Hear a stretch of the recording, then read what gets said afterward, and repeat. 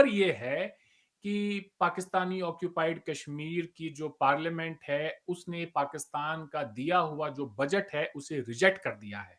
یہ کہہ کر کہ آپ نے بہت زیادہ بجٹ میں کٹوتی کی ہے اور ہم اس سے ناخوش ہیں، اس سے تو ہم اپنا گزارا نہیں کر سکتے۔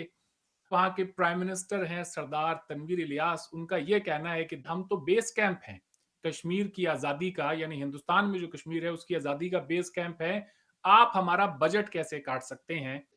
تو گلگت بلتستان اور پی او جے کے میرے ساتھیوں، میرے بچوں، میں آپ کو یہ کہہ رہا ہوں کہ ہمیں عقل سے کام لینا چاہیے۔ ہمیں فوری طور پر جو ہے وہ دیے سے دیا جلانے کی تحریک کو تیز کرنا چاہیے۔ ان لوگوں کی تعریفیں کرتے ہیں، ان حکمرانوں کی، جنہوں نے ان کو اتنی بڑی ذلت اور خواری کی زندگی دی، ان کو جو ہے فورس کر کے ملک چھوڑنے پہ مجبور کیا۔ آپ ان کو چلیں 60% ہی کر لیں، تو ان کو کسی ایسی چیز میں آپ کیوں نہیں ڈال رہے؟ اس لیے کہ اس کے لیے آپ کو وہاں پہ انٹرنیٹ دینا پڑے گا۔ ایک طرف تو ان کنگالوں کے پاس، ان بھکاریوں کے پاس میں پیسہ نہیں ہے کشمیر کو رن کرنے کا، اتنا آسان نہیں ہوتا، بچوں کا کوئی کھیل نہیں ہے کسی ایک راج کو چلا لینا، ان کے پاس میں پہلی بات تو پیسہ نہیں، دوسری بات ان کی قسمت اچھی تھی، ان کو جتنی جاہل جنتا مل گئی، جو 70 سال سے پی او کے جاہل جو جنتا ہے، جاہل ہی کہیں گے ان کو، کیونکہ نہ سڑک ہے، نہ بجلی ہے، نہ پانی ہے، نہ کالج ہے، نہ اسپتال ہے، نہ کوئی فیکٹری ہے، نہ کچھ ہے، اس کے بعد بھی ہمیں تو جی ہندوستان اور کشمیر فتح کرنا ہے، ایسے ہیش ٹیگ کر کے گھوما کرتے ہیں۔ اب ان جاہلوں میں آپس میں ہوگا ہی جھڑپ۔ اب جو یہ پی او کے والے کشمیری ہیں، یہ پنجابی، یہ دونوں آپس میں اس سمے جھڑپ والا ماحول بن گیا ہے۔ ایک طرف اس کا ریزن یہ بھی ہے کہ جو عمران خان کی سرکار ہے پی او کے میں، جو ان کا پی ایم کہتے ہیں، وہ حالانکہ ان سی ایم سے لیکن پی ایم کہتے ہیں اس کو، وہ اس کی سرکار جانے والی، اس کو نو کانفیڈنس لگا کے اس کی سطح چلی جائے گی، عمران خان سے جھیلا نہیں جا رہا کہ اس کے ہاتھ سے ایک اور راج نکلے، تو یہ جھڑپ جو ہے یہ سڑک پہ اتر گئی۔ پاکستانی قبضے والے جموں کشمیر کے نوجوانوں، میرے بیٹوں، میری بیٹیوں، میرے بھائیوں، میری بہنوں، میرے بزرگوں، ہمیں ہوش کے ناخن لینے ہیں۔ آپ کو خبر نہیں دی جا رہی کہ بلوچستان کے اندر اس وقت بلوچستان لبریشن فرنٹ اور بلوچستان لبریشن آرمی اور بلوچ ریپبلکن گارڈز نے جسے کہتے ہیں تباہی مچا دی ہے پاکستان آرمی کی۔ یہ تحریک طالبان پاکستان کے سامنے جا کے گھٹنے پاکستان آرمی نے ایسے نہیں ٹیکے۔ کیا ہے کہ اس سے یہ بنیادی سوال جو بہت سارے لوگ وہاں پہ اٹھا رہے ہیں اور وہ اٹھتا ہے، اس میں ایک یہ ہے کہ یہ علاقہ جو ہے اس کلیم کے باوجود کہ جی ہم آٹانومس یا سیمائی آٹانومس ٹیریٹوری ہیں، ہم آزاد کشمیر ہیں، تو اس کے باوجود جو ہے وہ فائنینشلی 100% جو ہے وہ ڈیپینڈنٹ ہے اس حد تک پاکستان پہ، کہ پاکستان اگر جو مدد کا انہوں نے بات کہی ہے اس کا کچھ ایسا کاٹ دیتے ہیں تو وہ اس قابل بھی نہیں رہتے کہ بجٹ پیش کر سکیں، کہ وہ جو بجلی جو ہے جو وہاں سے جنریٹ ہوتی ہے وہ ظاہر ہے پورے پاکستان میں جہاں کہیں بھی بجلی کی ضرورت ہے ان کو پہلے پورا کرتی ہے، اور یہ بیسیکلی دنیا بھر ہوتا یہ ہے کہ کسی بھی علاقے میں جہاں کہیں سے کوئی ریسورسز جنریٹ ہوتے ہیں، لوکل ریسورسز، وہ سب سے پہلے اس کا کوئی اگر بینیفٹ ہے یا اس کی ضروریات ہیں تو وہ وہاں کی لوکل پاپولیشن کو پہلے فراہم کیے جاتے ہیں۔ لیکن بجلی کی لوڈ شیڈنگ جو ہے وہ خود آزاد کشمیر کے اندر پاکستان کی نسبت کئی دفعہ بہت زیادہ ہوتی ہے،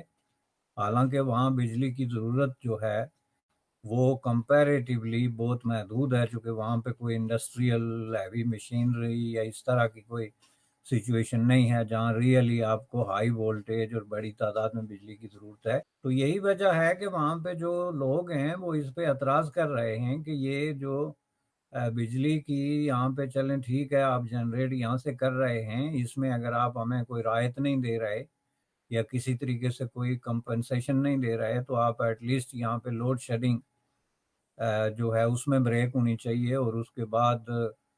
جو بجلی کی یہاں ضروریات ہیں وہ پوری ہونے کے بعد آپ جہاں اس کو بیچتے ہیں یا سپلائی کرتے ہیں۔ پاکستان کا جو اکنامک کرائسس ہے وہ اب اس قدر شدت اختیار کر گیا ہے، یعنی صبح ڈالر کا ریٹ وہاں پہ کچھ ہوتا ہے، شام کو آج صبح ڈالر کا ریٹ 202 روپے تھا، لیکن اب پروگرام کرنے سے پہلے ڈالر کا ریٹ پاکستان میں 204 روپے سے زیادہ ہوتا ہے اور کل یہ مزید بڑھے گا۔ وقت بجلی کا جو ہے وہ قیمت بڑھانے کا تو مجھے کوئی سمجھ نہیں آتی، کیونکہ پاکستان میں جو بجلی ہے ہی نہیں، یعنی کراچی میں اس وقت نارمل 19 گھنٹے 18 گھنٹے کی لوڈ شیڈنگ ہو رہی ہے۔ اسلام آباد جو دارالخلافہ ہے، جہاں ایمبیسیز ہیں، فورن مشنز وہاں پہ موجود ہیں، پرائم منسٹر ہاؤس ہے، سپریم کورٹ ہے، پریزیڈنٹ ہاؤس ہے، یہ امپورٹنٹ عمارتیں یا آفیسز جس شہر میں ہوں، وہاں بھی 8 سے 10 گھنٹے کی لوڈ شیڈنگ ہو رہی ہے. کہ پاکستانی قبضے والے جموں کشمیر میں کوئی انڈسٹری نہیں ہے، کوئی ایسی کھیتی باڑی نہیں ہے کہ جو ریونیو جنریٹ کرنے والی کھیتی باڑی، اور یہ پرپسفلی کیا گیا ہے تاکہ پی او جے کی جو ہے وہ ہمیشہ پاکستان کے اوپر ڈیپینڈنٹ رہے اکنامیکلی.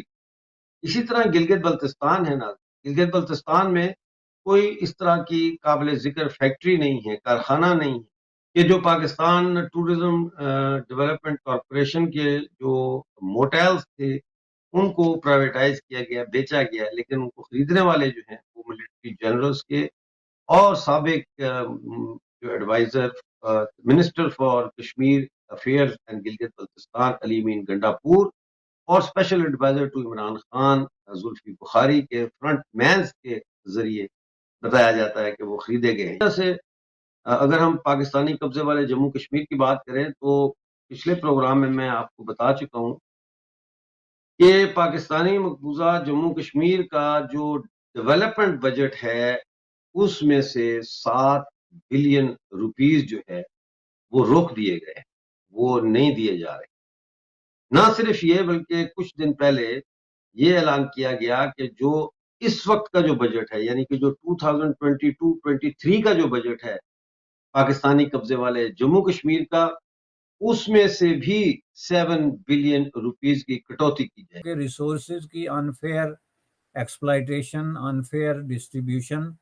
اور بلکہ آپ یوں کہہ لیں کہ آپ کو اس سے محروم کرنے والی جو ہے وہ بات ہے. ان کا ایجنڈا یہ تھا کہ ہم نے پورے کشمیر پہ قبضہ کرنا ہے، پوری ریاست جموں کشمیر کو لینا ہے ہندوستان سے، اور لے کے تو پاکستان کے ساتھ اس کو ملانا ہے. اور یہ کوئی خفیہ قسم کا کوئی ایجنڈا نہیں تھا یا ان کے دل میں نہیں تھا، بلکہ یہ کلیئر قسم کا سٹیٹڈ مشن سٹیٹمنٹ تھی ان کی. یہ علاقہ جو اس وقت ان کے ہاتھ لگا 4,500 مربع میل کا علاقہ، اس کو انہوں نے کہا کہ جی یہ جو ہے یہ بیس کیمپ ہے، جس کا مطلب یہ ہے کہ اب ہم اس علاقے کو استعمال کر کے تو باقی علاقوں کو بھی لینے کی کوشش کریں گے. یہ اس پرسپیکٹیو میں یہ لفظ اس وقت ایجاد، تو یہاں تو جسٹ ہم تیاری کرنے کے لیے آئے ہوئے ہیں. بالکل اسی کانسیپٹ کے تحت یہ بیس کیمپ کا ہے کہ یہ کوئی ایسی جگہ نہیں جہاں پہ ہم ڈیولپ کریں،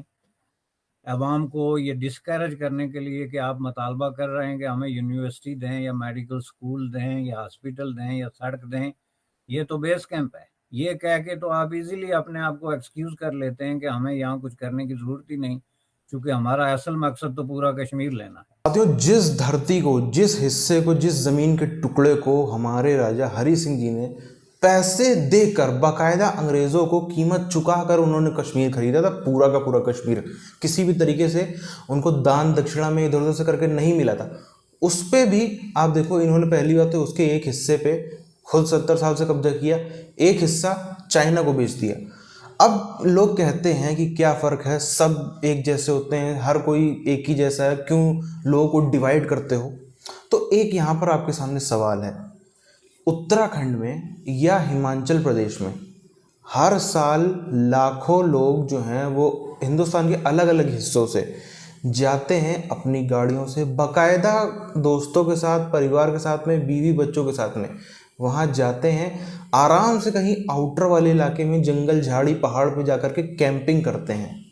کسی کو نہ ڈر لگتا ہے، نہ کسی کے ساتھ میں چوری چکاری ہوتی، نہ کسی کے ساتھ میں کسی طریقے کا اپرادھ ہوتا ہے. ایسا بھی نہیں ہے کہ جو اتراکھنڈ کے اور ہمانچل کے لوگ ہیں بہت کروڑپتی، ان کے پاس میں بہت پیسہ ہے اس لیے وہ سب نہیں کرتے. بہت غریب لوگ بھی ہیں، بہت ٹرائبل لوگ، سیدھی سی بات ہے، کوئی وہاں پہ اتنا تو ہے نہیں کہ ہر آدمی کروڑپتی ہو، لیکن اس کے بعد بھی غریبی میں وہ آدمی محنت مزدوری کر کے اپنا پورا جان جھونک کر کے کما کے 2 وقت کی روٹی کھانے کو پسند کرتا ہے، اس کو زیادہ پراتھمکتا دیتا ہے، نہ کہ کشمیریوں کے جیسا.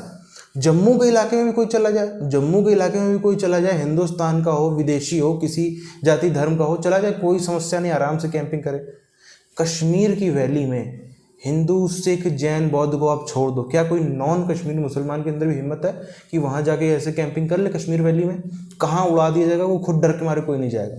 तो क्या इसमें सवाल है आप सबसे कि इसमें क्या कारण है कि उत्तराखंड में, हिमाचल में, नॉर्थ ईस्ट के इलाकों में या जम्मू में आराम से कोई कैंपिंग करने जा सकता है? लगभग ज्योग्राफी तो एक ही जैसी है।